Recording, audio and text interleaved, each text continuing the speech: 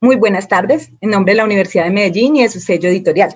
Agradecemos a todas las personas que nos acompañan virtualmente en esta actividad, que está enmarcada en el quinto Festival Gatos Negros, una iniciativa de Calixta Editores. Hoy nos complace presentar el libro Metrópoli y Estilos de Vida, el derecho a la ciudad, estudio comparativo de América Latina. Invitamos a los asistentes a realizar algunas preguntas por medio del chat y al finalizar las presentaciones se dará una breve respuesta a ellas. Sin más preámbulos, damos inicio a esta actividad en la cual nos acompañan los dos coordinadores académicos, la profesora Paula Andrea Valencia Londoño y el profesor Felipe González Ortiz. Y quien les habla, Mayra Curra Enciso, soy comunicadora del sello editorial Universidad de Medellín. La profesora Paula Andrea Valencia Londoño es doctora en Ciencias Sociales en la línea de Cultura de Paz. Es magíster en Estudios de Desarrollo, especialista en Gestión de Paz y los Conflictos, especialista en Gestión Regional del Desarrollo, comunicadora social periodista y profesora de tiempo completo de la Facultad de Ciencias Sociales y Humanas de la Universidad de Medellín. Fue coordinadora de la maestría en Conflicto y Paz de esta misma institución y actualmente es la coordinadora del Centro de Investigaciones en Ciencias Sociales y Humanas de la misma universidad. Ha publicado varios artículos en revistas de alto impacto y en el día de hoy nos acompañan para la presentación de su libro. Adelante, profesora. Muchas gracias, Vanira. Bueno, muchas gracias a todos y a todas por este espacio. Pues va a ser un espacio de conversación, empezando por una conversación sobre cuál es el origen de este ejercicio de investigación sobre el derecho a la ciudad. Entonces, ahorita haremos una antesala alrededor del tema. Supongo que tú sigues con la presentación del profesor González y luego continuamos, ¿cierto? Sí, señora. También nos acompaña, como lo acaba de mencionar la profesora Paula, el profesor Felipe González Ortiz. Él es doctor en antropología, es maestro en ciencias sociales y licenciado en antropología. Entre sus publicaciones se encuentran apuntes antropológicos desde la etnografía, crónica del primer trabajo de campo del 2016, Carnavales Metropolitanos del 2014, entre muchas otras. Fue coordinador de investigación del Colegio Mexiquense, rector de la Universidad Intercultural del Estado de México y coordinador de la maestría en Ciencias Sociales con especialidad en Desarrollo Municipal del Colegio Mexiquense. Además, es catedrático internacional en la Universidad de Medellín. Bienvenido, profesor.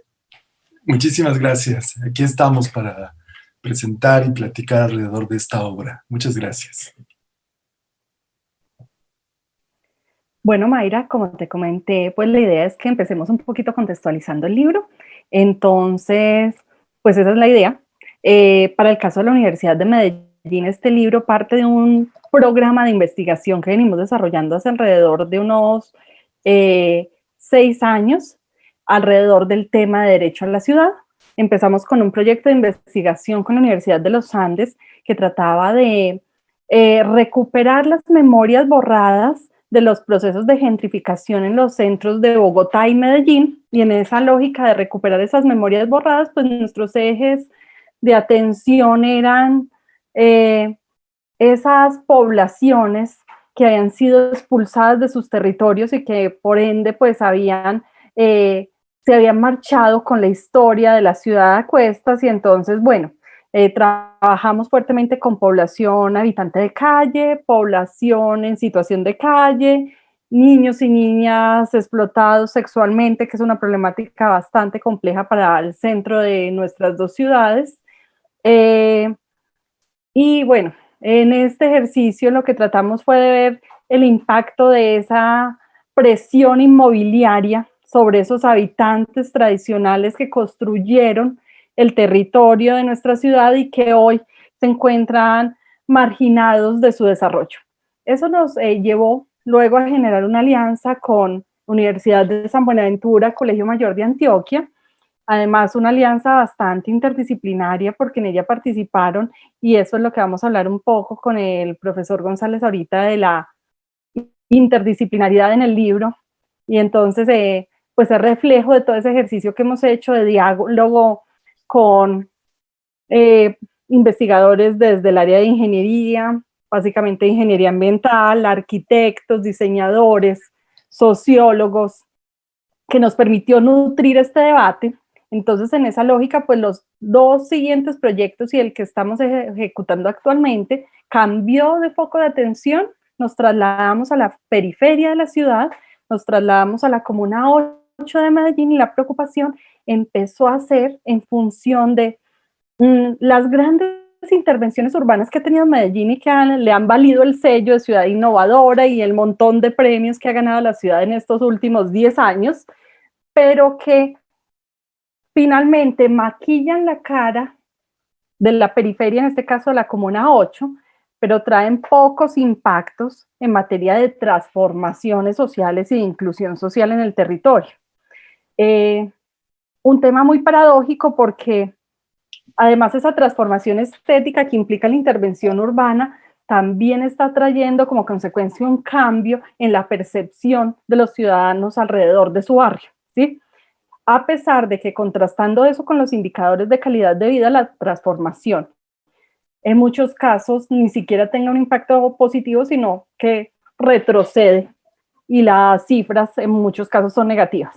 Incluso, pues, no podríamos generar una relación directa en fenómenos, por ejemplo, como los que yo analizo de violencias urbanas, reducción de violencias urbanas y transformaciones urbanas de carácter macro, como ocurre con los metrocables, con los megacolegios, con los parques bibliotecas o con la ruta de campeones, quienes conocemos la ciudad de Medellín.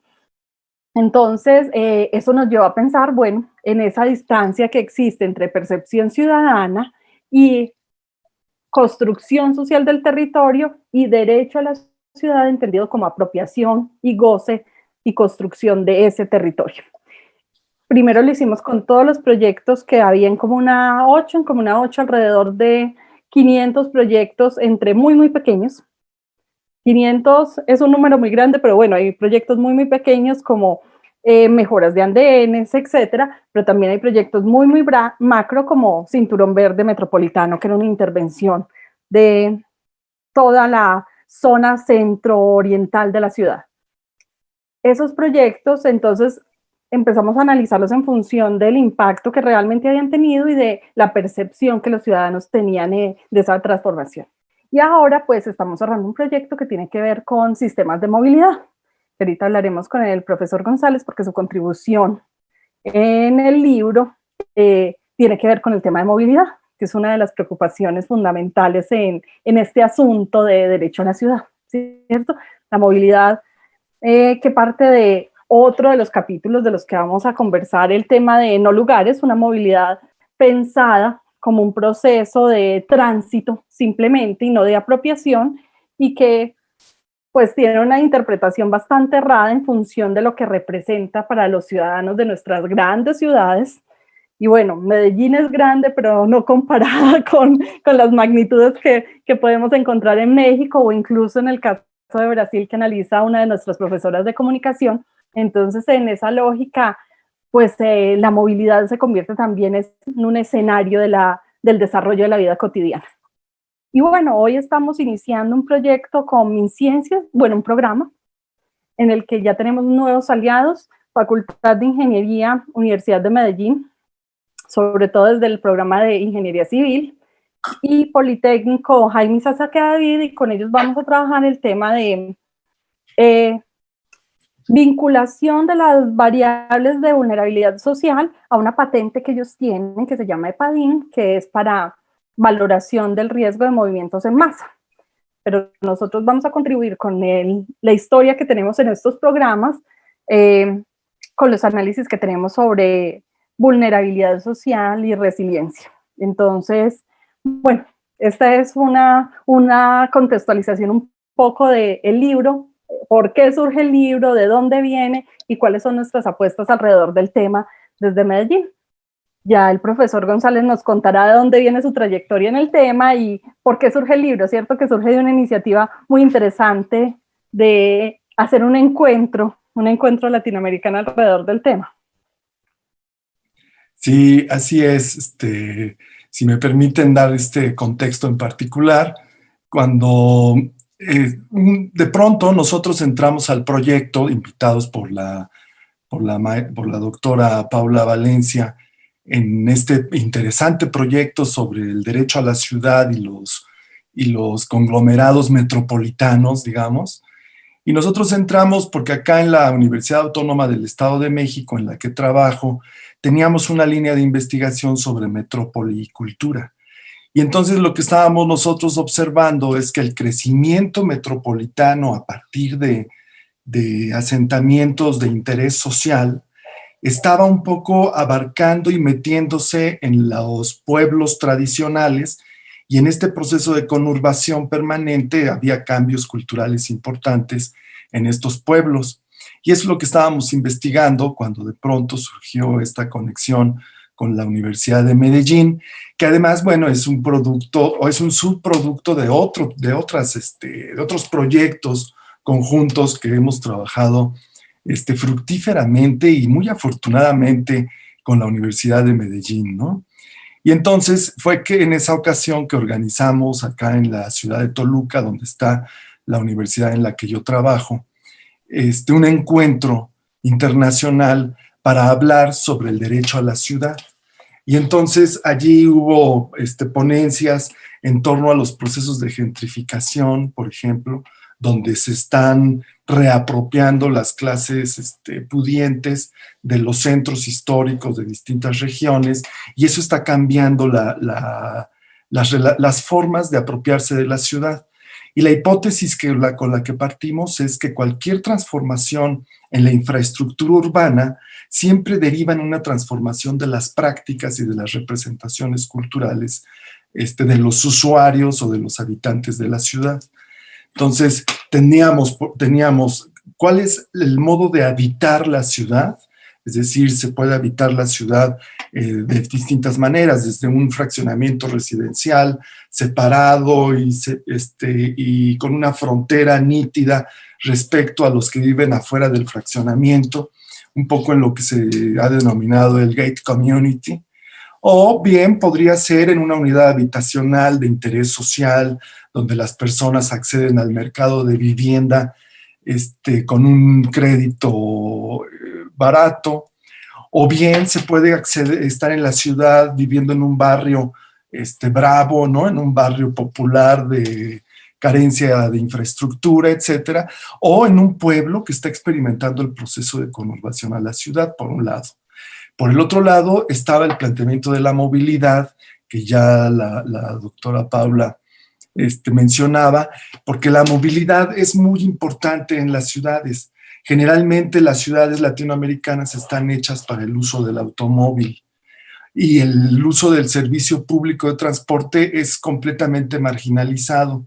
Pero no obstante, nos parecía a nosotros que una ciudad que pudiera garantizar cierto bienestar colectivo a sus habitantes o a sus usuarios era una ciudad que privilegiara los movimientos lentos dentro de la ciudad a través del uso de bicicleta o caminar la ciudad como tal, ¿no? Y por último, estaba el componente de las áreas verdes en las ciudades, ¿no? Nos parecía también que esto configuraba un tipo de oferta para caminar y para vivir la ciudad que era distinta completamente a una ciudad gris, hecha de pavimento o hecha de ladrillo, ¿no? Y en ese sentido, entonces empezamos a considerar el concepto de derecho a la ciudad fundados en el de Henry Lefebvre, que ubica que la ciudad es un hábitat de bienestar, o debería ser un hábitat de bienestar para sus usuarios, o que deberíamos todos en la ciudad no solo tener garantizado el derecho a la vivienda, sino también el derecho a la oferta cultural que las metrópolis generan, y al mismo tiempo una movilidad urbana que generara poca violencia, poca fricción entre los usuarios, y que al fin del camino la ciudad te pudiera proporcionar las posibilidades de un estilo de vida adecuado y una calidad de vida buena, ¿no? Y fue así que entonces consideramos, después de todas las ponencias que presentamos acá en las instalaciones de la Universidad Autónoma del Estado de México, que consideramos, dada la calidad y el interés que estaba explícito en los diferentes escritos, que sería bueno hacer el libro, ¿no? Y se suma pues a toda esta gama de buenos libros que la Universidad de Medellín está produciendo, ¿no? Y ahora pues estamos presentando este otro que no solamente tiene esta calidad de contenido, sino además tiene una portada hermosa, ¿no?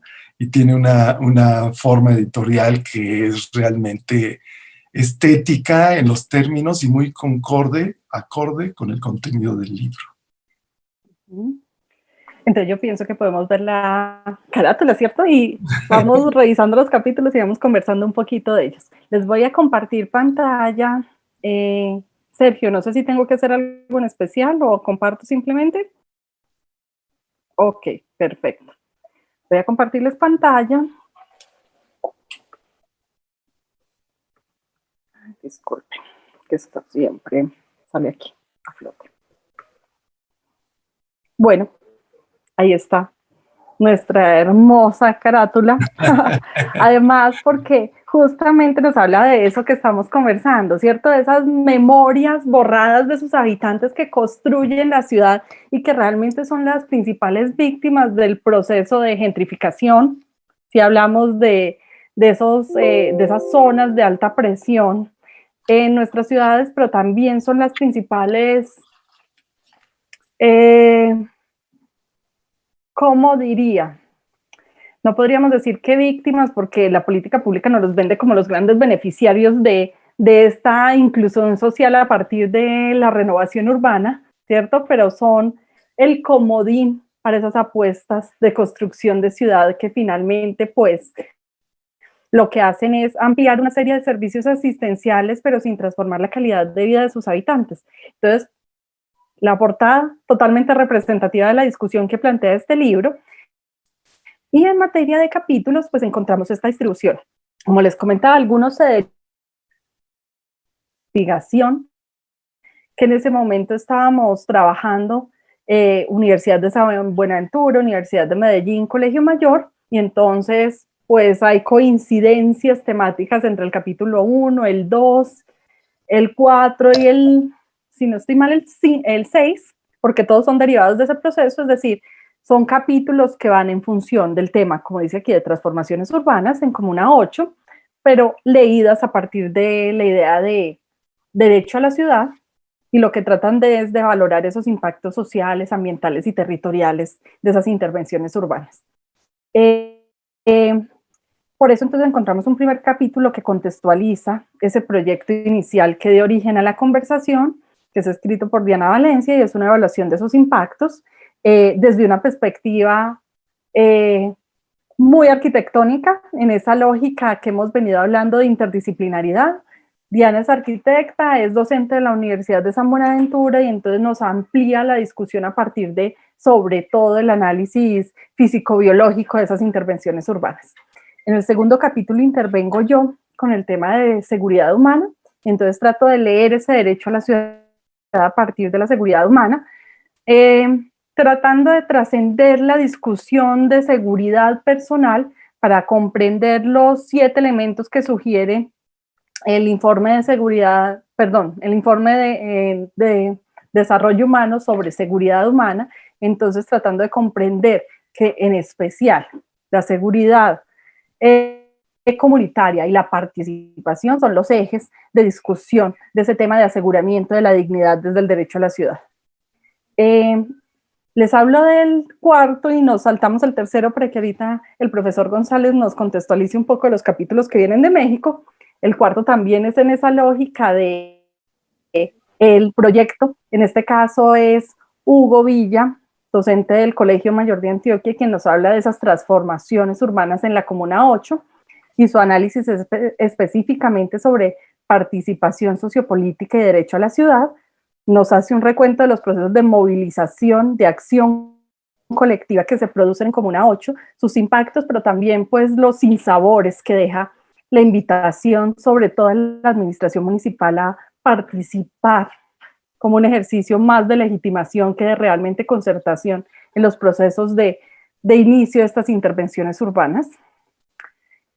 Y encontramos en el capítulo 6, que es el último capítulo que se deriva de este proyecto de investigación, un análisis que hacen las maestrandas de la maestría en conflicto y paz, que además, bueno, este ejercicio se enlaza con los debates en materia de conflicto y paz de la maestría en conflicto y paz y de la maestría que tiene la Universidad Autónoma del Estado de México en Estudios para la Paz, que es otro punto de encuentro de las dos universidades. En este capítulo, entonces, el interés es analizar un sector poblacional específico, que es uno de los más afectados en esta dinámica, que es la juventud.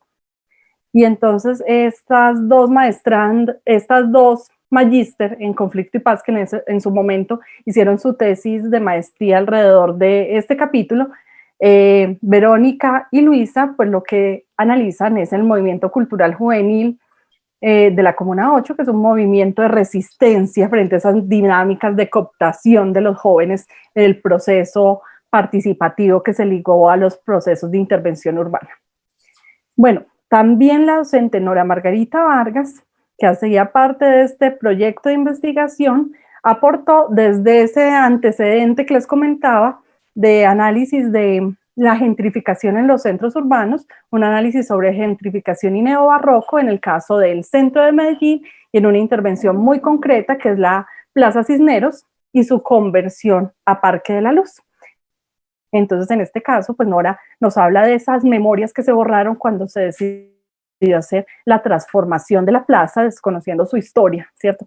Su historia como mercado público, su historia como sitio de tránsito, su historia como espacio para congregar habitantes de ciudad que hoy quieren ser borrados de ese imaginario, habitantes de calle, trabajadoras sexuales, comerciantes que tratan de invisibilizarse en esa nueva historia de ciudad innovadora.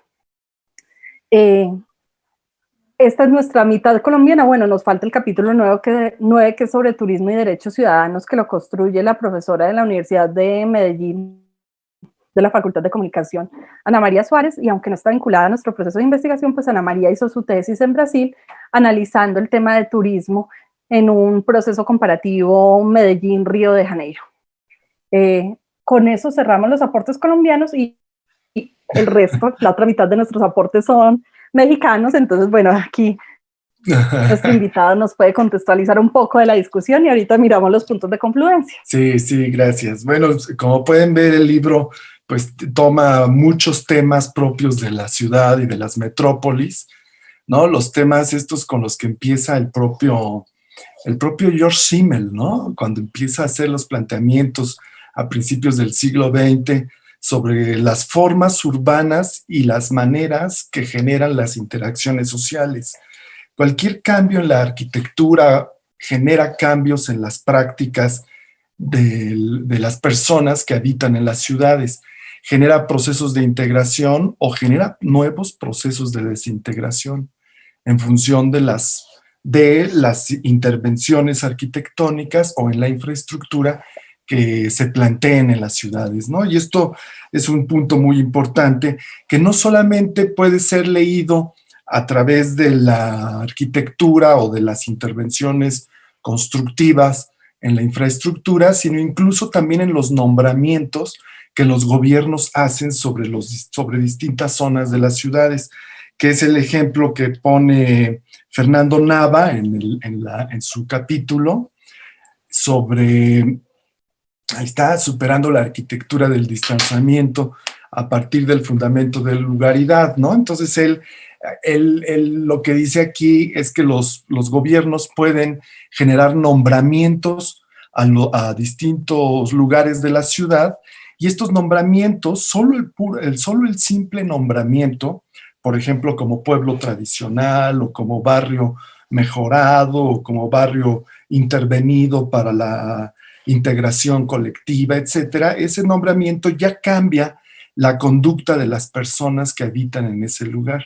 Entonces, esto es también muy interesante y muy importante porque los nombramientos también tienen la capacidad de generar integraciones o desintegraciones de las personas, ¿no? Y en ese sentido, el planteamiento de Fernando es interesante y es novedoso, ¿no? Él habla de la lugaridad muy en términos de antropológicos, lugar de identidad, lugar de convivencia en ese sentido, ¿no? Y luego está el otro tema de economía y complejidad, ¿no? Este es un capítulo más metido en la que está, sí, que escrito por estas tres, 7. exactamente, ¿no? Por Alejandro Palafox, Catherine Samantha Domínguez y Lilia Sizumbo, que está más metido en esta discusión clásica de las economías urbanas, ¿no? Las economías que conforman el devenir cotidiano de las urbes. Las autoras y el autor tratan de hacer un análisis comparativo entre algunas metrópolis de Latinoamérica. Y bueno, está el capítulo mío y de Karen Curiel Luna sobre el análisis de la movilidad urbana en la metrópoli de Toluca, que está muy interesante, muy bonito, lo recomiendo ampliamente, ¿no? Para su lectura, porque ahí se muestran las entrevistas de los distintos actores de movilidad en la ciudad, ¿no? Entonces está desde el que usa el transporte público, pero no cualquier transporte público, sino el bus o el taxi o el Uber. Ahí se puede ver cómo viven la ciudad estos tres actores, pero también el que usa la bicicleta, el que usa la ciudad caminando, el que usa la ciudad en motocicleta. Y entonces son las narrativas de los distintos usuarios de la ciudad a través de la movilidad en distintos medios de transporte, ¿no? Y el libro así genera una idea muy unitaria, muy integrada de distintos temas que son abordados para la ciudad, ¿no? Me parece que el texto aglutina finalmente las cuestiones de la seguridad como un derecho de los habitantes de la ciudad, el derecho a tener una ciudad limpia, el derecho a tener una ciudad bonita, estéticamente o paisajísticamente bonita, el derecho a tener una ciudad que permita una movilidad tranquila, el derecho a tener acceso a la oferta cultural pese a los procesos de gentrificación que algunos barrios están sufriendo, que todos tengamos acceso a dicha oferta en ese sentido, y el derecho también a no quedarse desintegrado a partir de una intervención arquitectónica o constructiva de infraestructura o de nombramiento gubernamental que le da un estatus distinto a ciertos barrios, ¿no? Nos parece que este libro sí pone estos elementos como parte nodal del derecho a la ciudad. Es decir, no solamente tenemos el derecho a la vivienda, sino también a poder caminarla con seguridad, con libertad, ¿no? La ciudad, y vivirla como el mundo inmediato de la interacción de nuestro microcosmos cotidiano en ese sentido, ¿no? Creo que el libro en su conjunto aglutina esta idea y quizás lo que este libro está proponiendo una línea de investigación de largo alcance que puede incorporar un modelo para reflexionar las ciudades en América Latina. Las ciudades que incorpora este libro, no obstante, no son metrópolis pequeñas, ¿no? Me parece, ¿no? Bueno, excepto las comparativas, pero nos parece que sería muy interesante llevar este análisis a una dimensión mayor, que sería la megalopolitana o la metropolitana, que incorporaría ya varias unidades administrativas en una misma infraestructura territorial. Sería muy interesante también incorporar cada uno de estos temas en esas dimensiones, ¿no? Porque la ciudad, pues es una ciudad que prácticamente se puede vivir caminando, pero cuando tienes la ciudad dentro de una dimensión mayor, que es la metropolitana, entonces ya tienes que hablar de las ciudades o las distintas maneras de vivir la ciudad en el territorio metropolitano, ¿no? Y entonces este libro también anuncia este factor. No es lo mismo la ciudad que uno se apropia en la vida cotidiana que la ciudad o la metrópoli en la cual se encuentra dicho fragmento de la vida cotidiana, ¿no? Y entonces por eso el libro nos parece que es importante, es interesante y es sobre todo una provocación completa para seguir comparando, análisis comparativo con otros casos de estudio y seguir, y es una excusa permanente, me parece a mí, para continuar con esta línea de investigación conjunta entre estas distintas universidades cuyos autores pertenecemos a distintas universidades y colegios, ¿no? Sí, veo que algunos de los autores y las autoras de los capítulos están en línea viendo nuestra presentación. No sé, Mayra, si tenemos comentarios de las autoras de los capítulos. Sé que por ahí está Verónica Willes, que trabajó el tema de juventud. Bueno, lastimosamente, pues el espacio era muy corto para tener todos los invitados, pero bueno, como decíamos, esto fue un asunto de diálogo interdisciplinario muy interesante que nos permitió abordar un montón de dimensiones, porque además el libro da un montón de dimensiones de lo que implica la construcción urbana.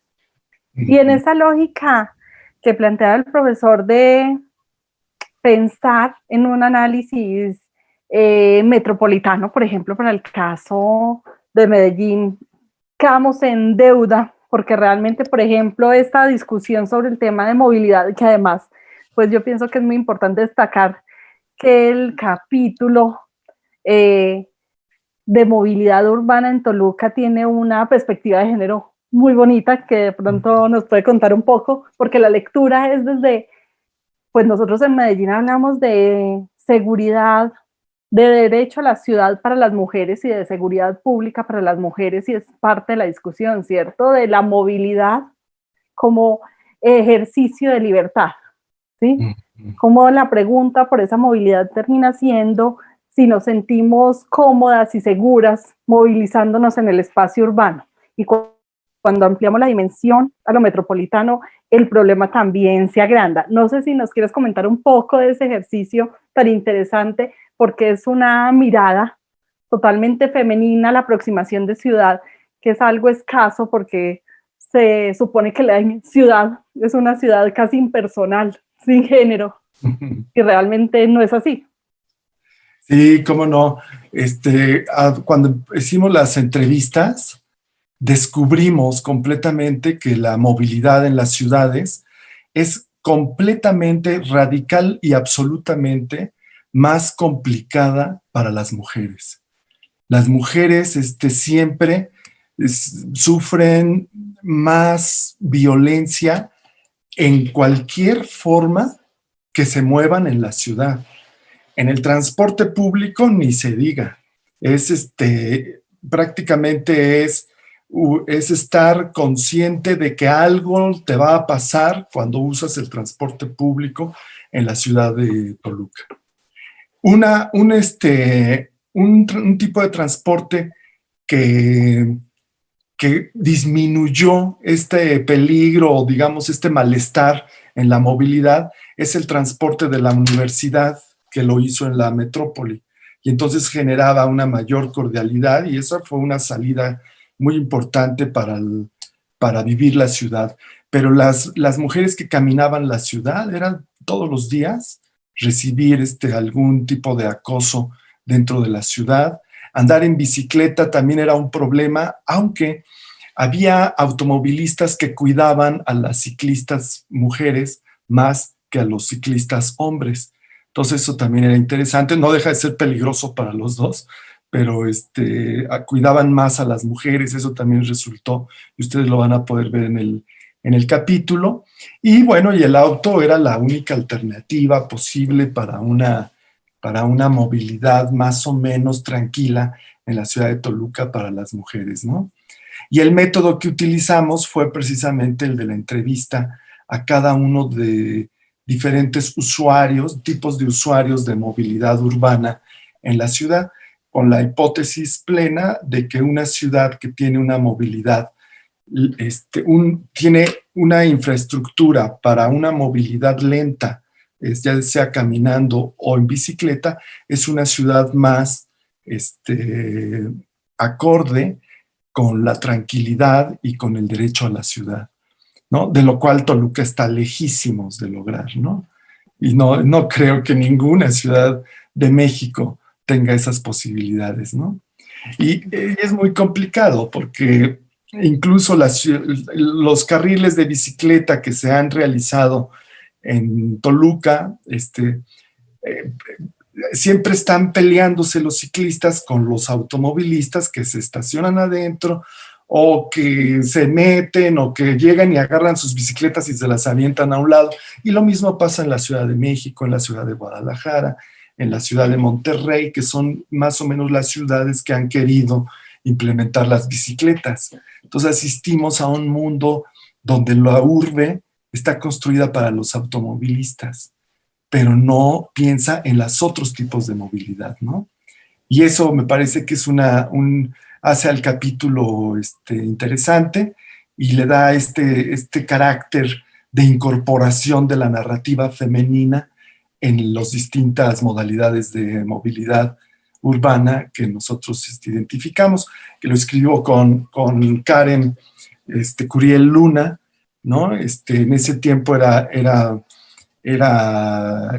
pasante de la licenciatura en sociología, ¿no? A lo mejor por ahí anda escuchándonos, y en la actualidad ella ya está haciendo su maestría con temas de movilidad urbana, ¿no? Lo cual es una maravilla. Y surge a partir de este trabajo que hicimos conjuntamente, ¿no? Muchas gracias, profe.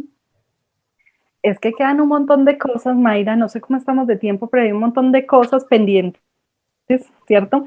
Además del análisis metropolitano, también hoy, pues otra de las preguntas que nos surge es que muchas de las conclusiones a las que llegamos previo al periodo de pandemia, hoy empiezan a generarnos un montón de cuestionamientos en esta nueva situación.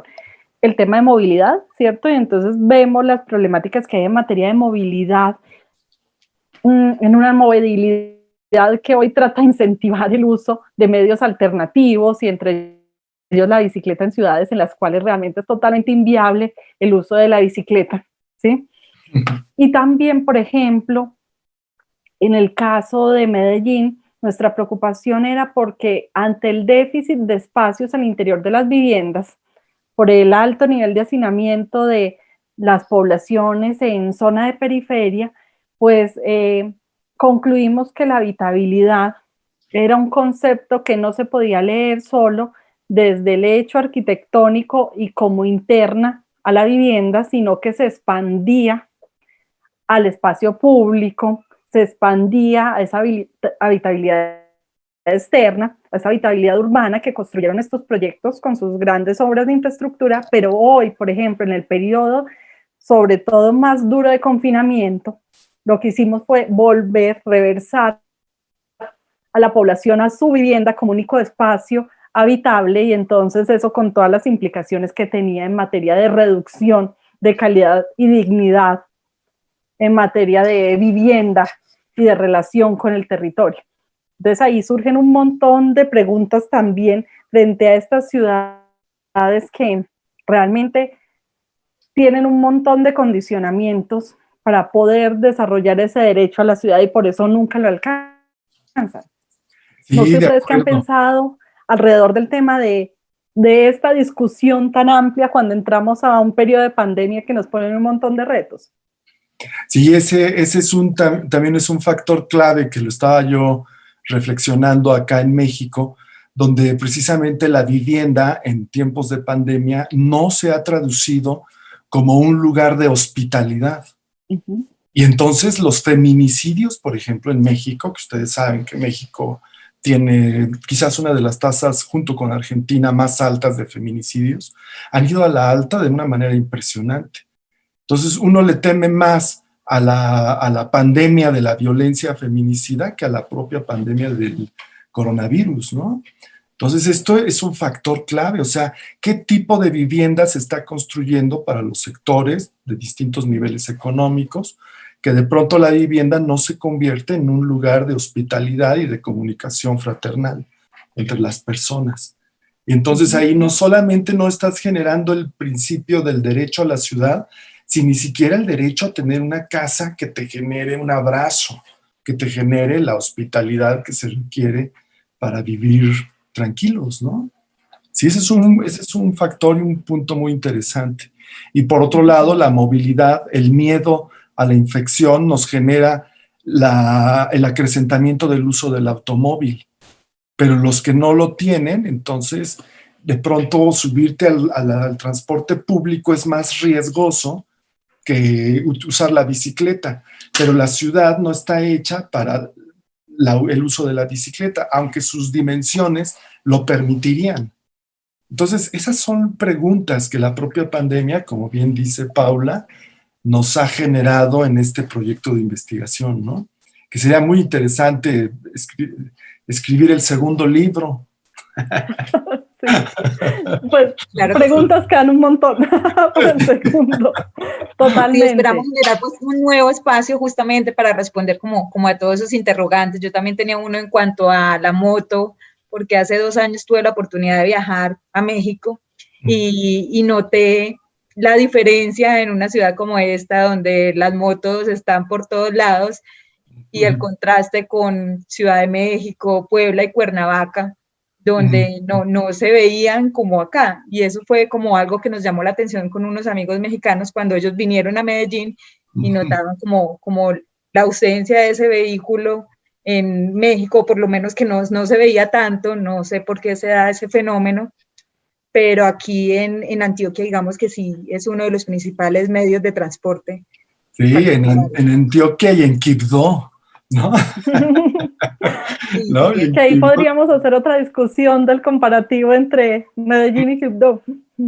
Sí, pero sí es curioso, en México el uso de la motocicleta como movilidad urbana es mucho menor que en Medellín, ¿no? En Medellín sí es la invasión completa de las vías de transporte, ¿no? De las vías de la movilidad urbana. Sí, y eso es interesante, cómo desde esas perspectivas, desde cómo la gente se apropia de las vías de movilidad urbana, cómo podríamos empezar a cambiarlas. ¿Qué tendríamos que evaluar como un malestar colectivo en la vida urbana que serían las evaluaciones o los diagnósticos que tendríamos que cambiar y qué tipo de transporte público deberíamos de cambiar? En Medellín, a pesar de que tienen muchas motocicletas, pues también tienen un metro de primer nivel, el Metrocable es también muy bueno y de primer nivel también, y el trolebús se llama, el eléctrico. El Metroplus. Ese también es de mucha calidad y sí le da a la ciudad otro cariz, ¿no? Muy, muy interesante. Pero no sustituyó a las motos. Sí, señor. Es un fenómeno interesante. Ahí lo dejamos para una próxima oportunidad que esperamos pues nos puedan acompañar. Lamentablemente pues el tiempo es muy corto y hay otra actividad programada ahorita a las 6. Queremos agradecer a todas las personas que se conectaron, a todos los que nos acompañaron. Profesora Paula, profesor Felipe, muchísimas gracias por acompañarnos en este festival. Muchas gracias a Calixta Editores por habernos invitado a participar. Les informamos también a todos los interesados que este libro estará disponible próximamente en formato impreso. Va a tener un descuento especial de lanzamiento para quienes se registren en un formulario que ya compartimos en el chat. También podrán contactar directamente a la librería de la Universidad de Medellín al 340-5451. Los invitamos entonces a continuar con la programación de este Festival de Gatos Negros. Y a las 7 de la noche del día de hoy también tenemos otra actividad programada con el profesor Ernesto Morán, que es un tema relacionado con el narcotráfico en las pantallas. Profesores están cordialmente invitados si nos quieren acompañar. También es un estudio muy interesante justamente de esta temática en distintas series, en distintos escenarios. Muchas gracias a todos. Esperamos seguir en contacto y poder habilitar un nuevo espacio. Gracias, María. Gracias, Paula. Que estén muy bien. Feliz tarde. Igualmente, hasta luego. Muchas gracias. Hasta luego.